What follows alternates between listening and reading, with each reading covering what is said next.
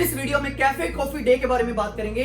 कैसे ये कंपनी एक ब्रांच से शुरू होके 1700 से ज्यादा ब्रांचेस तक पहुंची और उसके बाद कैसे ये कंपनी 7000 करोड़ के कर्ज में डूब गई। अब अगर ये जानना चाहते हो तो इस वीडियो में 3 स्ट्रेटेजी बताऊंगा कि पहले तो ये कंपनी इतनी कामयाब हुई कैसे, फिर 3 स्ट्रेटेजीज वो बताऊंगा जिससे ये कंपनी फेलियर हुई। अगर ये पूरा जानना चाहते हो तो पूरी एंड तक वीडियो देखनी पड़ेगी।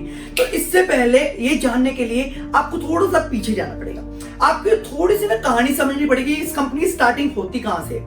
इस कंपनी की स्टार्टिंग होती है सिद्धार्थ जी द्वारा कर्नाटका में। अब जो सिद्धार्थ जी थे बड़े अमीर घर से थे, 300 एकड़ की इनके पास लैंड थी, 300 किले मतलब एकड़ की लैंड थी जो कि कॉफी बीन की प्रोडक्शन होती थी वहां पे।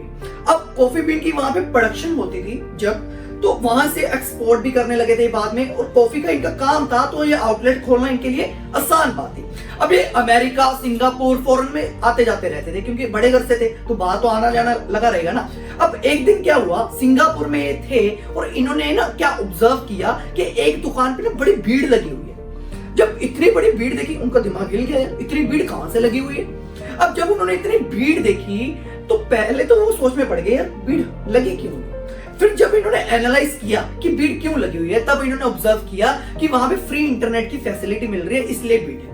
अब उस जमाने में 1996 में फ्री इंटरनेट वो भी, तो लोगों की तो भीड़ लगनी है ना, क्योंकि आज के टाइम पे तो चलो इतना आसान हो गया इंटरनेट का वर्ल्ड, बट पहले के टाइम पे तो बड़ा इंटरनेट का क्रेज ज्यादा था क्योंकि नया नया आया था। अब तो इन्होंने सोचा कि मैं इंडिया में स्टार्ट करता हूं इस तरह का। तब 1996 में ये स्टार्ट करते हैं CCD cafe coffee day, free internet की फैसिलिटी वहां पे देते हैं और 1.5 करोड़ की इन्वेस्टमेंट करते हैं वहां पे। उस टाइम पे 1.5 करोड़, क्योंकि अमीर करते थे 1.5 करोड़ आसान सी बात है उस टाइम पे। अब 2019 में आते आते 7000 करोड़ के कर्ज में डूब गए, तब इन्होंने सुसाइड कर लिया था। अब 3 स्ट्रेटेजीज वो बताऊंगा जिससे पहले वो कामयाब बने, 1700 ब्रांचेस तक कैसे पहुंचे। पहला है blue ocean strategy. Blue ocean strategy क्या होता है कि एंट्री बैरियर इन्होंने क्रिएट कर दिया था क्योंकि ये फर्स्ट मूवर थे।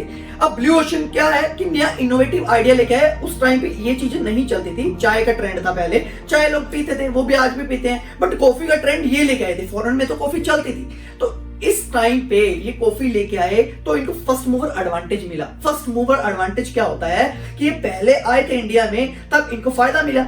अब लोगों को ले आए तो नई चीज है, तो लोग बैठ के कॉफी पीने लगे, बातें करते थे, मीटिंग लगाते थे, फ्री इंटरनेट मिलता था, इंटरनेट भी चलाते थे, तो इस तरह को इनका एडवांटेज मिला।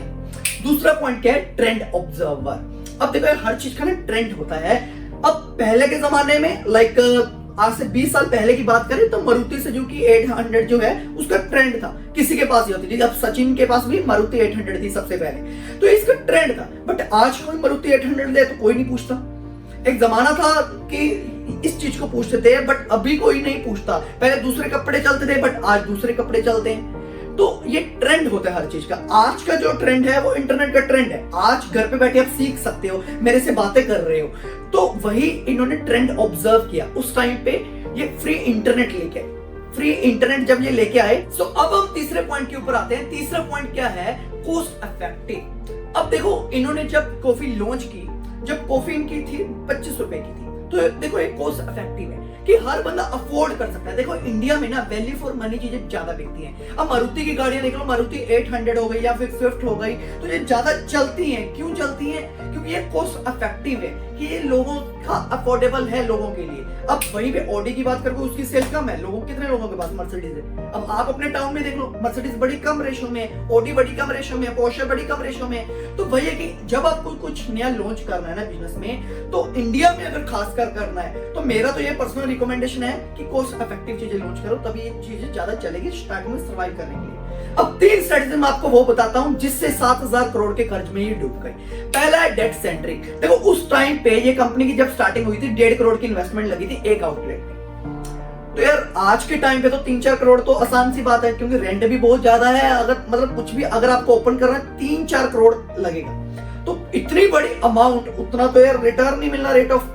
तो जब रिटर्न नहीं मिलेगा कॉफी सेल करके, इतना नंबर में नहीं मिलेगा, तो वो कंपनी डेट में जाती रहती है, लोन लेती रहती है, तो इस तरह खर्चे निकालती रहती है क्योंकि खर्चे बहुत है आज का। तो पहला तो ये कारण है। दूसरा है ग्रीड। देखो एक आउटलेट पे 1 करोड़ लगता है फॉर एग्जाम्पल, 500 आउटलेट अगर आपको ओपन करना है तो कितना हो गया, लिखो 500 करोड़ हो गया। और 500 करोड़ तो 500 करोड़ लाओगे कहां से भाई, या तो लोन लोगे या फंडिंग लोगे, कुछ तो करोगे ना। तो क्योंकि 500 करोड़ किसी के पास में लिक्विड में नहीं पड़ा होता। अब इन्होंने यही किया कि जब आउटलेट खोलते थे ये री इन्वेस्टमेंट नहीं करते थे। अब इतने कम टाइम में इन्होंने इतनी ब्रांचेस खोली, कैसे, लोन ले लेके खोली। अब कल्याण ज्वेलर्स की बात करो, उन्होंने री इन्वेस्टमेंट की गेम खेली थी कि 2 से कमाया फिर तीसरी खोली, 3 से कमाया फिर चौथी खोली। इस तरह करोगे तो कामयाब होगे, बट अगर लोन ले लेके ब्रांचेस अपनी खोलोगे तो कामयाब नहीं होगी ना। तो आपके ऊपर खर्चा चढ़ता जा रहा है, चढ़ता जा रहा है। अब तीसरा पॉइंट क्या है, एक्सपेंडिंग इन डिफरेंट सेक्टर्स। देखो यार, जो हर बंदे की ना लाइन होती है, वो जब एक लेवल अचीव हो जाए ना तब अलग बात होती है। बट इन्होंने क्या किया, ये रियल एस्टेट में भी जाने लगे, हॉस्पिटैलिटी सेगमेंट में भी जाने लगे, इतने सेगमेंट में जाने लगे, वो भी कर्ज के उधार पे। हर कंपनी में लोन लेते गए तो कर्जा चढ़ता गया, ऊपर से सीसीडी का कर्जा चढ़ता गया, इतना बड़ा कर्जा चढ़ गया तो 2019 में इनको सुसाइड करना पड़ गया। रिजल्ट क्या निकला, सुसाइड, 7,000 करोड़ का कर्जा। अब इनकी जो वाइफ थी मालविका, तो इन्होंने उनकी डेथ के बाद ही कंपनी संभाली। आज इसके ऊपर कर्जा है अभी भी 400 करोड़ का कर्जा है। तो ये उतरता जा रहा है, ज्यादा हद तक तो इन्होंने कंपनी संभाल ली है। बट आपने क्या सीखा इस सीसीडी की केस स्टडी से, ये आप कमेंट करके मुझे बताओ। अगर ये वीडियो अच्छी लगी तो यार लाइक कर दो यार, थोड़ा सा मुझे भी हौसला चाहिए होता है। आपके लिए इस तरह की केस स्टडीज और भी मैं लेके आता रहूंगा कि कैसे कंपनीज ऊपर जा रही है, कैसे कंपनीज नीचे जा रही हैं। तो अगर आपको भी बिजनेस स्टार्ट करना है, तो कोई भी आपको प्रॉब्लम आ रही है तो मुझे इंस्टाग्राम पे मैसेज कर सकते हो और मैं आपकी हेल्प करूंगा पर्सनली कि आप कैसे अपने बिजनेस में ग्रोथ अचीव कर सकते हो। वीडियो अच्छी लगी लाइक एंड सब्सक्राइब जरूर कर दो ताकि इस तरह का अपडेट आपको मिलता रहे। शेयर कर दो अपने दोस्तों के साथ। थैंक यू सो मच, मिलता हूं आपको अगले वीडियो में।